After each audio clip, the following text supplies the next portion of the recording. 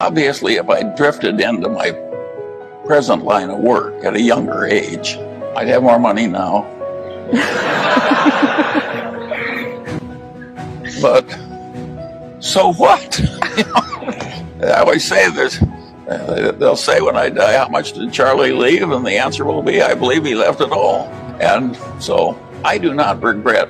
Generally, I don't think regret is a good, it's like envy and resentment, a lot of other things. It should be generally, I don't have a lot of regrets that I could have done it differently, or that I had a failed marriage, or I don't second guess the past. I try and learn from the past and make. I think my way of thinking will work for anybody, of trying to be very rational and disciplined. So I think that much.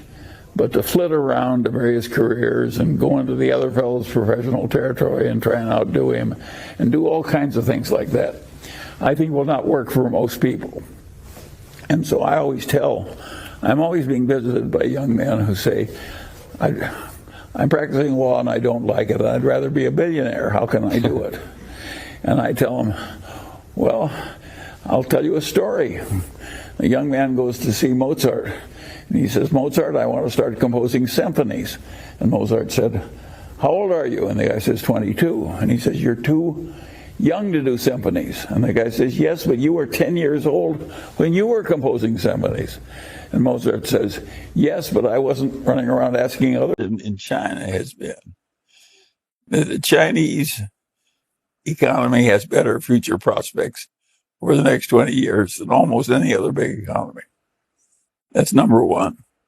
Number two, the leading companies of China are stronger and better than practically any other leading companies anywhere. And they're available at a much cheaper price. So naturally, I'm willing to have some China risk in the Munger portfolio. How much China risk? Well, that's not a scientific subject. But I don't mind whatever it is, 18% or something, whatever's worked out in the Munger family. So far as I know, any other big conglomerate in the world. The reason it's been successful is we try and buy things that aren't going to require much managerial talent at headquarters. Everybody else thinks they've got a lot of managerial talent. There's one rule we learned a long time ago, is that you can't make a good deal with a bad person. Just forget it. Now, if you think you can drop a contract that is going to work against a bad person, they're going to win.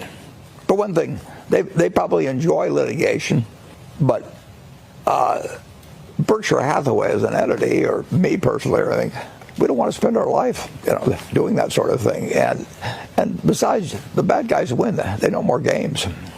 They may lose eventually, but. Hi, my name is Stephen Comp from Irvine, California. I'm 10 years old, and this is my 4th consecutive year here. Terrific. We're glad to have you here. Thanks. This is my 4th consecutive year here, and how I got to owning stock is my dad taught me to start my own business, and I bought Berkshire Hathaway stock with my profits. And in school, they don't teach you how to make and save money, not in high school or college. So my question is, how would you propose to educate kids in this area? Well, that's a good question. Sounds to me like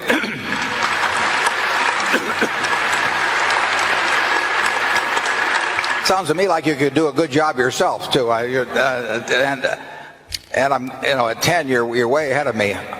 Unfortunately, I didn't buy my first stock until I was 11, so I got a very slow start. And it's, what it takes really is, and you find it in some classrooms and you don't in others, but it takes teachers who can explain the subject. Charlie would say Ben Franklin was the best teacher of all in that respect, but it looks like you either got it from your parents, an education on that, and parents can do more education really in that respect even than teachers. But it's, I get a chance to talk to students from time to time, and one of the things I tell them is what a valuable asset they have themselves. I mean, I would pay any bright student probably $50,000 for 10% of his future earnings the rest of his life. So he's a $500,000 asset just standing there. And what you do with that $500,000 asset in terms of developing your mind and your talents is hugely important. The best investment you can make at an early age is in yourself. And it sounds to me like you're doing very well in that respect. I congratulate you on it. I don't have any great sweeping program for doing it throughout the schools, though. We have, here in Nebraska, we have an annual get-together of students from all the high schools throughout the state, and it's a day or two of economic education. I think it's a very good program. But I think if you just keep doing what you're doing, you may be an example to other students. Charlie? Well, I'd like to interject a word of caution.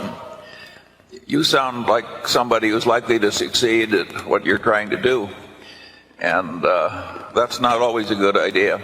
If all you succeed in doing in your life is to get early rich from passive holding of little bits of paper, and you get better at only that for all your life, it's a failed life. Life is more than being shrewd at passive wealth accumulation.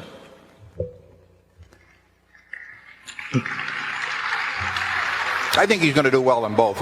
His own. Boy, what's your dream now? My dream. Well, let's skip the first one.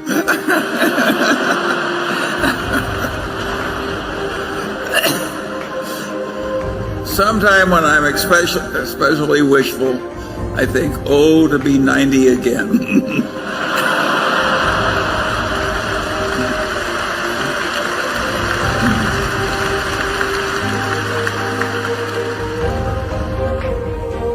And I got some advice for the young. If you've got anything you really want to do,